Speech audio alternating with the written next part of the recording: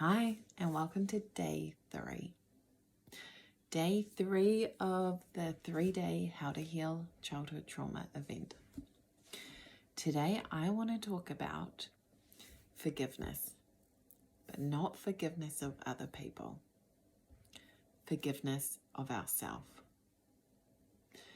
Because if we were acting out of survival mode, then often we may have engaged in behaviors that have hurt other people. And we may feel a lot of guilt and shame around that. And it's something that in order for us to move on, we have to learn to let go. So today we're going to be discussing the ways that I have found helpful. Right, so when we're in a volatile and unpredictable environment, we see behaviors that are unhelpful and hurtful, and often we take those behaviors on as coping mechanisms. Things like people pleasing, lashing out, even, cheating on other people. What we do in survival mode is something that we have to forgive ourselves for not knowing any better. When I had my eating disorder, I went to meetings that were that were based around Alcoholics Anonymous, the 12 steps to recovery. And what I learned there was that a lot of the behaviors that I was engaging in, the destructive behaviors, came from the guilt and shame I was carrying around about the things that I had done in my past.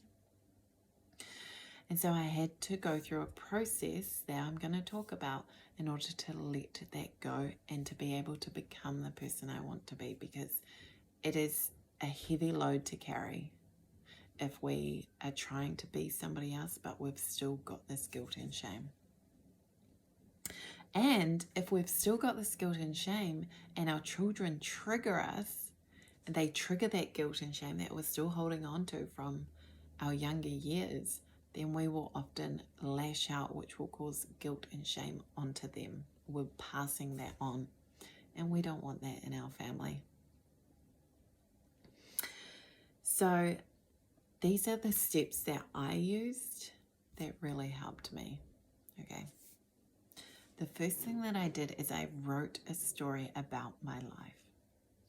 I wrote a story about the significant events that I had gone through in my life and what behaviors I had engaged in during that time in my life, and what coping mechanisms I had engaged in or I had taken on.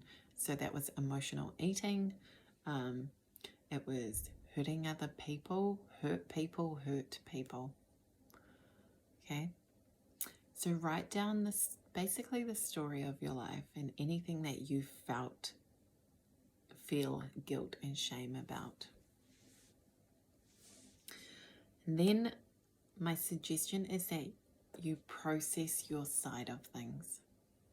Whether that's with somebody who you trust and who is non-judgmental, whether that's with a therapist or a trauma coach, being able to talk to someone about the things that have happened in your past and having that different perspective, it helps process what happened to you or what you may have done. Okay? So if you are afraid to talk to somebody, though, you can write about it in your journal. And you can even have like a pretend conversation with that person. If you're holding a lot of guilt, sit down and pretend that person is there and have that conversation. Say the words that you would say in real life if you ever got to see them again. You could even write a letter to them. The next step, right, is where you assess, can I actually reach out to that person and say sorry to them? This is scary and it's hard. It's also one of the most beautiful things we can do to relieve that guilt and that shame, and to possibly even heal a part of them that might still be holding on to that. They may have taken out actions and believed it meant something about them. So when we take ownership, Not only are we lifting our load, we also lift their load. Now, there's a few reasons why you wouldn't reach out. You wouldn't reach out if you're expecting anything back. If you're expecting them to say sorry for their part, that's not a reason to reach out, and it's probably going to cause more pain to you if you are expecting anything back from them. The second reason why you wouldn't reach out is if you caused a lot of pain, and if we have caused a lot of pain to someone and then we randomly just show back up in their life, that can cause even more hurt. And we don't have that right to do that to another person. So if you're in that predicament where you want to apologize, but you are not sure whether or not that would cause more hurt, then maybe we can write a pretend letter to this person, saying all the things that we would say, apologizing, owning what we did. And then you can go and you can burn it, or you can rip it up and let yourself know that you've done the best you can. There is a second part to that. The second part is that you make the commitment to live differently to how you were living when you hurt them. Right? You choose to make sure that you never engage in those behaviors again in your future as much as you possibly can. Now, that might mean that you have to process a lot of your trauma to be able to change your behaviors. So make that commitment. Another reason you wouldn't reach out is if this person doesn't actually know that you hurt them. If our actions are going to cause more pain to another person, we don't have a right to do that. Okay? So take ownership where you can. Don't go into this believing that you'll get an apology back. This isn't a two-way thing. This is you clearing your side of the street. Okay? It's up to them how they react and how they take that. In my experience, I only got positive feedback. People said thank you to me apologizing. And there were people that I didn't have a right to contact because of how much pain I had caused them. And I had to go through this process of forgiving myself and making the commitment to be different.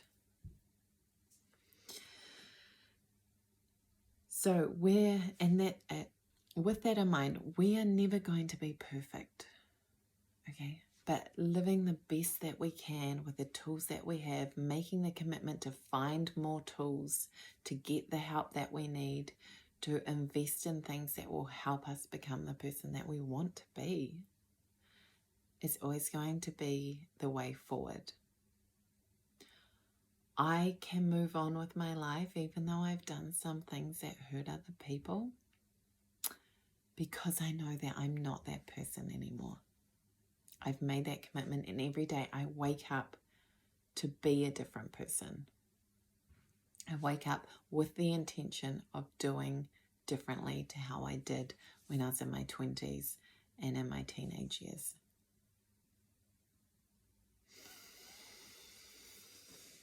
And here is the final one, and this may be the hardest, and I get my clients to do this.